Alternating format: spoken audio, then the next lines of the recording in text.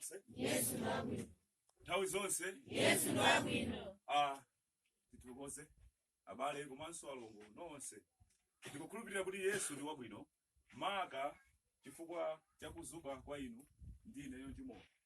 Alipo anzathu ena amene tikukamba pano tinagona nawo limodzi so. Mu chiwerengero cha zulo ngati kutagona anthu 85 billion tidali nawo limodzi. Komano pachoka chiwerengero china chokwana 1 billion. Komano mkatikati mwa anthu 1 billion amene atengedwawo inuyo palibe. Amen. Mujiyese chinthu cha mtengo wapatali kwambiri. Mujiyese chisomo, mujiyese chinthu chopambana. Auze nanzano kuti mukhale masuka. Aina ndikuona kuti mukwaopa. Auzeni kuti mukhale masuka. Ndimaona kuti ena amangoti mukhale masuka kumakoyangana tidiso lapambali. Ndiye zanu ya masuka bwanji pakuti simunamulandire. Ndikutaka kuti ena amene mwakhala nawo ndochokera kumpiko kwina. Moti inu yosakukuziwani akumangika nanu. Mmene afika malo wano sana kupase ndikupasani moni 40 sakukudanini sakukuziwani. Njeno mukauza kuti mukhala masuka ndi pamene kumasuka kwawo kuyambire inuyo mukawalandira. Amen. Moti auzeni kuti mukhala masuka. Auzeni kuti takulandirani.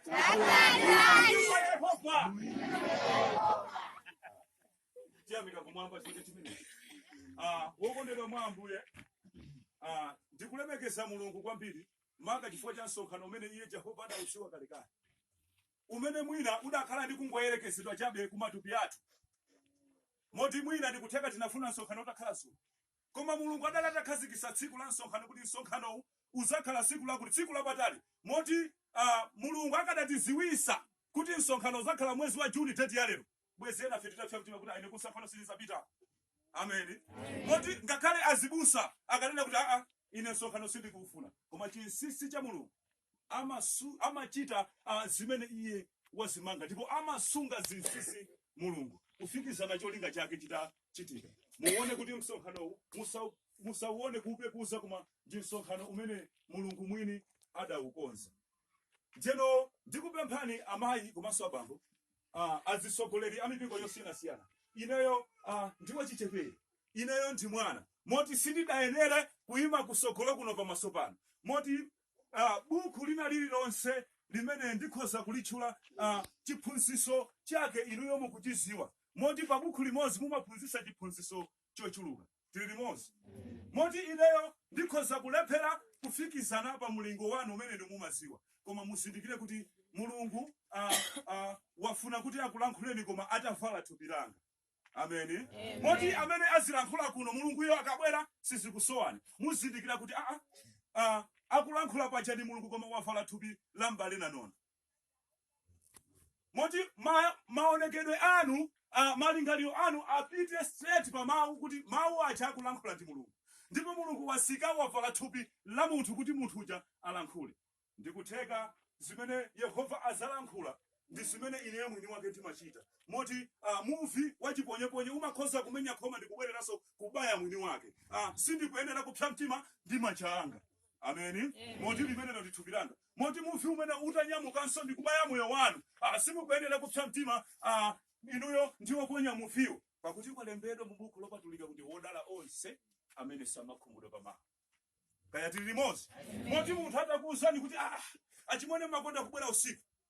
Inuyo ndikukhumudwa kuti aine sangatira mulire. Ndiye kuti inuyo simukukhala soda. Komano mukachimvesesa chimene munthu uja kufotokoza. Moti sakulamula kuti mu nyumba mwake machedwa komano mukhoza kukumana ndi chinthu china chovuta pakati pa usiku. Amen. Tipite to 1 Korinto 2. Buku la 1 Korinto 2 ndime yake ikakhala pa ndime ya nambala 9. Komano mothamangira nthawi pakulemekeza pologalamu imene yakonzedwa malo ano ndi Mulungu mwiniso. Ndikupemphani kuti owerenga bwino mulipo ambiri koma ndizawerenga ineyo makapo thamangira nthawi. Buku la 1 Korinto 2 ndime yake ya 3 tikayamba pa ndime ya nambala 9. Mawu otisogolera pena chichewa nkumati mawu akulu alipo Akristo ali nyumba ya Mulungu, Yesu ali maziko a nyumbayi. Akristo ali nyumba ya Mulungu ndipo Yesu ali maziko a nyumbayi.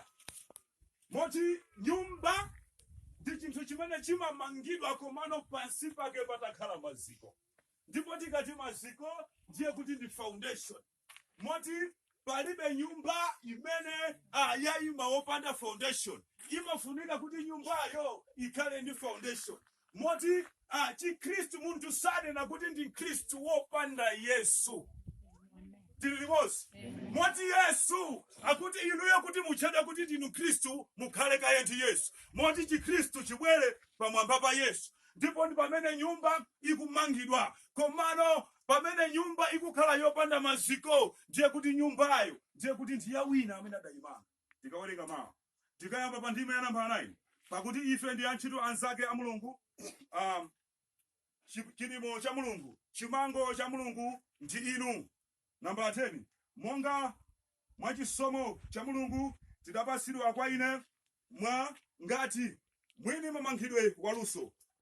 Ndinayika maziko koma wina amangapo. Koma yense ayang'anire umo amangidwa pamenepo, pakuti palibe munthu akhoza kuyika maziko ena popanda amene adayikidwapo kale ndiwo Khristu. Ndime ya namba 12. Koma ngati wina amanga maziko agolide ndi siliva ndi miyala ya mtengo wake, mtengo udzu, ziputu, ntchito ya yense idzayesedwa, pakuti tsiku lidzasonyeza chifukwa kuti wavumbulutsidwa moto. Je, tipitanso mothamangira nthawi pa ndime ya namba 16. Akuti kodi simudziwa kuti muli kachisi wa Mulungu ndi kuti mzimu wa Mulungu agonera mwa inu? Ndime namba 17 yomaliza komanso yoperekeza. Ngati wina aononga kachisi wa Mulungu, ameneyo Mulungu adzamuononga, pakuti kachisi wa Mulungu ali wopatulika, ameneyo ndiye inu. Moti malemba abweranso sopano pafunso limene tinafunsa liti. Kodi inu mutapeza munthu ali mkati mwa kachisi, akuchosa nsanamira za kachisi, akuchosa mipando ya kachisi, akutenga chakumwa nkumamwera mukachisi, akutenga fodya nkumasula mukachisi, mungapange naye chani? Ndamva kulankhula kwa Khristu ambiri, kulankhula mwa nzeru, kulankhula mwa kulingalira kuti sitingalole kuti munthu apezeke ali malo ano. Akuchosa mipando tizamutenga ndikumuthamangisa. Moti alipo ena manena pansi kuti ndikhoza kutenga chikwanje ndikumukhapa koma sadadere. Tili limodzi. Chifukwa nkaona kuti akanena chimenecho chikhalanso choyipa. Zonsezo zakwanisa idali njira yopangisa kuti munthu asaononge kachisi wa Ambuye. Tili limodzi.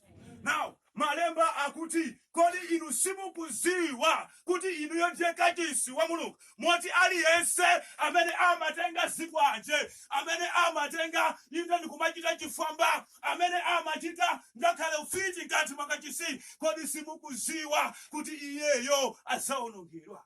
Tili limodzi. Ambiri timaona ngati moyo ndi wathu. Moti Jehova akulankhula lero kuti inu si munthu wanu, komano inu ndi mpingo. Chimene timachita, timakhala tikuyenda mobisala mpingo malikaliro athu.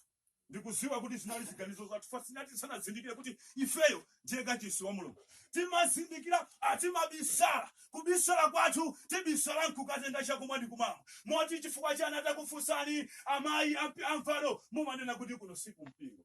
Tili limodzi. Mwayiwala kuti buku lopatulika likunena kuti kachisiyo ndiye inuwe.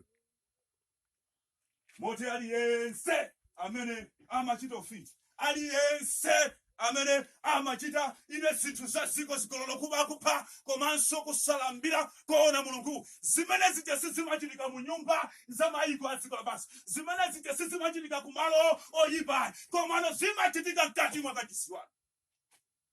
Chifukwa cha inuyo ndi amene mumachita. Malemba akuti inuyo ndiye kachisi wa Mulungu. Now, Mulungu akulankhula kuti kodi simukuziwa kuti aliyense amene azaononga kachisi azaonongedwa ndithu. Sunthani pamene muli, perekani thupi lanu. Moti thupi lanu ndi mpingo.